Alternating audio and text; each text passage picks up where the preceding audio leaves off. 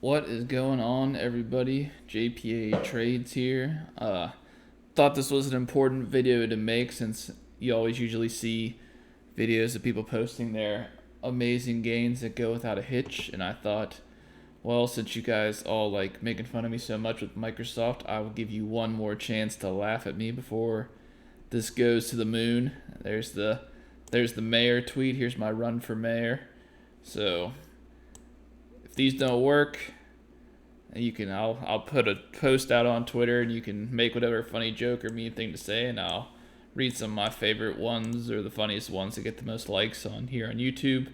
And if not, I'm gonna ride off into the sunset and keep trading Microsoft. So with that, let's go over what happened and what we can kind of think can happen tomorrow. So this will kind of be a mini DD post on Microsoft, as well as kind of just what happened, what I think, and what's going on. So bought the calls today at about 12 on that first drop down, and initially it looked pretty smart. So we bought right around here.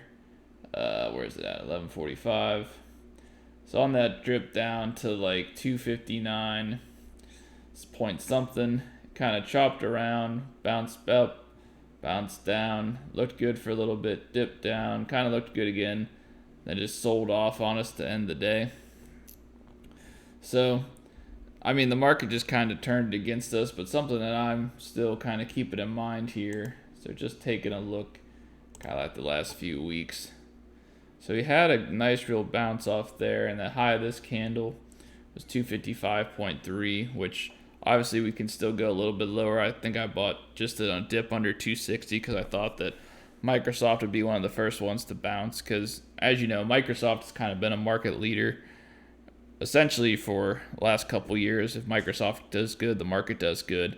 And lately you've had so much drama with Apple and Michael Berry with all his shorts and everything, and then you have Tesla with the nonstop Twitter news and making fun of politicians and posting all his memes, and you never quite know exactly what's going to happen there. So Microsoft's kind of the safest bet when it comes to if a fund might go to invest in something just on any given day. I feel like Microsoft has a pretty good cushion that they're not going to be worried about some breaking headline on Microsoft or something crazy going on. They're going to be looking for, oh, here's kind of a safe, reliable thing that we can kind of look into. So what I really want to see tomorrow, let's just do 90 minutes. It's just, I want to see us take over 260 real quick. And that kind of opens the door for us to start reclaiming this big candle we had. You never want to have those candles. We had one of those today. Because once we get past there, then you start getting into some real potential for 270. Because I know earlier in the week, I mentioned this could happen. I'm just going to go back and review it. Down there, scroll. Is this here? That was the NVIDIA, Pokemon cards, all that good stuff. Chopping around, all fun. So Microsoft. So we saw going into this week, they were really loaded up from that 260 to 275. A lot of just calls in there. And then, I mean, there is some put volume out there. But if they were trying to shake free the Luke's hand, so they're not going to pay all this premium. Like these 260s at one point today, Microsoft was up to almost 270, so they'd have been paying out $10 at the end of the week if they would have let them stay there. So theoretically they could have shaken out some of the loose hands today. Same with the S&P 500, everything going towards 4,000. Because let's say tomorrow goes good with the Powell talk and everything, we could really see that spike back up as everyone's expecting us to go down. So you really want to be, I know it always says like, oh, I see all the time on Twitter, oh, you're fighting the trend, da-da-da-da-da. And I mean, yeah, it's great to be a trender, and you can make a lot of money doing it, don't get me wrong. But from an alerter standpoint, a lot of people say, oh, I'll go post a trade. If it doesn't work, I'll use my stop loss at break even or stop loss at 10%. And while that's great for the person posting it, it's really not fair to the people following their alerts simply because they're the backfill. So you can see a lot of times that there might be initial, I don't know, 5 or 10% that goes into the contract when people go into it. And then if they're using that 5 or 10% as their backstop, those alerters are kind of getting that freebie. So you never want to be where if you just buy the trend, if it goes against your stop loss break even. It's really, really easy to do if you have a lot of money and you don't have to worry about multiple entries and exits or running out of cash or getting locked up. But I think this is what worked for me. I know sometimes I see the comments. I see the comments that kind of people get frustrated or they're confused what's happening. But what I try to do is I try to find good companies or good setups to look for those buys. I know Microsoft, the white whale, can never quite get it to go smoothly, but we'll see. And then just going over to unusual whales, I kind of looked at the chains with the highest OI here. And so this is everything. So a lot of these are further away. But these top chains, they're still leaning bullish.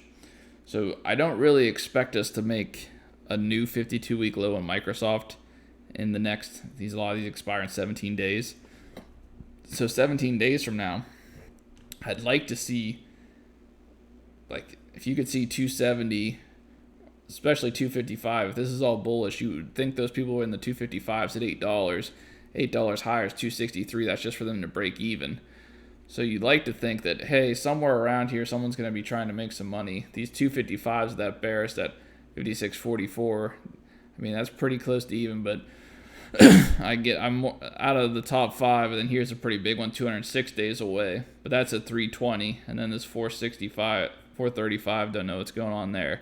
But just kind of this first 5, the immediately, what's it telling you? So the next 2 weeks, it tells me we're leaning bullish. So everything's jumping out over 60% bullish for 3 of them in the next 17 days. So I like what I see there from hey, this is where the bleeding stops, and then do we turn around? Like, I think I won't post it because you guys will meme me into the earth.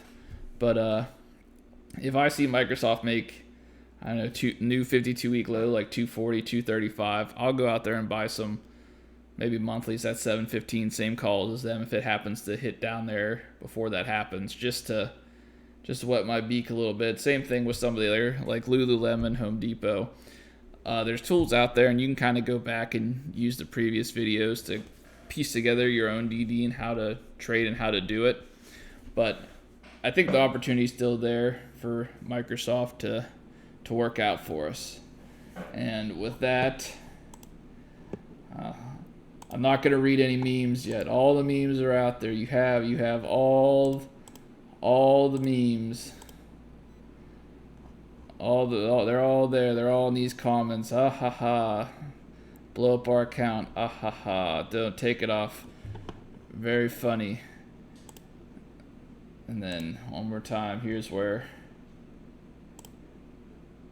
the big sad face where Microsoft calls go down. But we'll see what happens. So with that, if you liked the video, if you liked me rambling here, if you liked me kind of going, I guess I didn't say too much. Mostly I want to see Microsoft not go below 252, 255 tomorrow to think we'll be okay.